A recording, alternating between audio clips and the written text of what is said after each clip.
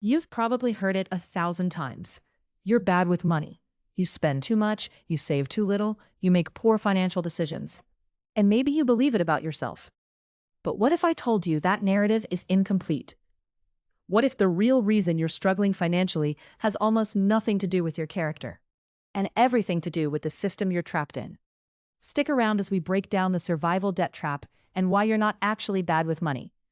Make sure to subscribe to this channel for more videos that challenge the stories you've been told about your finances. Let's start with a simple truth. Most people living paycheck to paycheck aren't there because they're irresponsible or lack discipline. They're there because they're playing a game with impossible rules. Imagine you're dropped into the wilderness with nothing but the clothes on your back. Your only job is to survive the night. You need shelter, you need fire, and you need food. You can't sit around planning a 5-year strategy. You can't think long-term. You're in pure survival mode. This is what financial survival mode feels like. When you're one unexpected expense away from disaster, your brain literally cannot focus on building wealth. It's wired for immediate threats.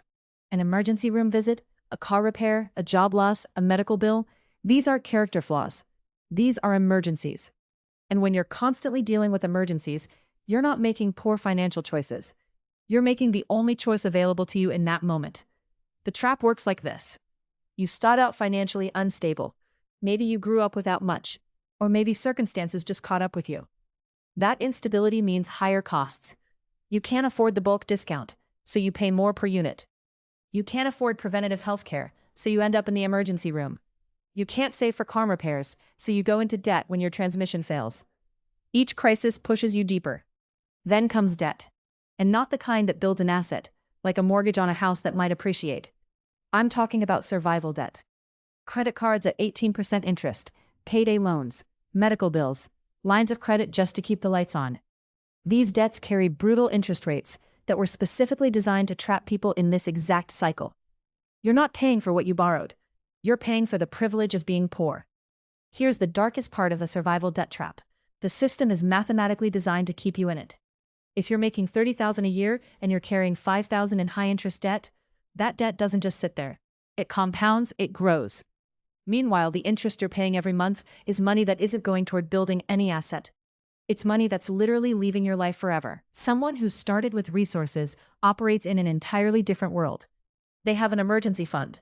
When their car breaks down, they fix it without debt. They have insurance. They can afford preventative health care.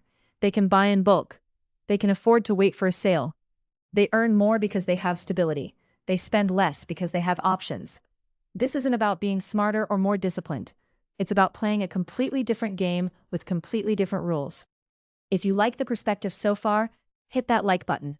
It helps us reach more people who need to hear this message. The survival debt trap also feeds on another cruel mechanism: time poverty. When you're working multiple jobs or long hours just to cover basic expenses, you don't have time to optimize your finances. You don't have time to shop around for better insurance rates. You don't have time to meal plan or cook. You have time to survive. That time poverty actually costs you thousands a year in inefficiencies and forced purchases. It's a hidden tax on being poor. Then there's the psychological toll. When you're constantly stressed about money, your decision-making suffers. Stress literally impairs your prefrontal cortex, the part of your brain responsible for long-term planning and good judgment. So you make worse choices, not because you're bad with money, but because chronic financial stress is literally rewiring your brain. You're not weak. You're human. So how do you escape the survival debt trap? It's not about budgeting better or cutting your latte spending. Those platitudes miss the point entirely. Real escape requires breaking one of the chains. The most direct chain to break is the debt itself. Some people do this through debt consolidation. Though be careful of predatory consolidation loans. Others work with nonprofits that specialize in debt counseling. Some negotiate directly with creditors. Some file for bankruptcy protection if the situation is severe enough. There's no shame in these tools. They exist because the system created the trap. The second chain to break is income instability. If your income is volatile, you'll always be vulnerable. This might mean finding steadier work, even if it pays slightly less initially. It might mean building a side income stream that requires less of your energy. It might mean asking for a raise or finding a better position. Whatever increases the stability of your money coming in creates space for everything else to improve. The third chain is unnecessary spending, but not the way you think. I'm not talking about your coffee. I'm talking about the things you're forced to buy because you're poor. The overdraft fees because you don't have a buffer. The premium you pay for a payday loan. The expensive rent for a small apartment because you can't afford a down payment on a house.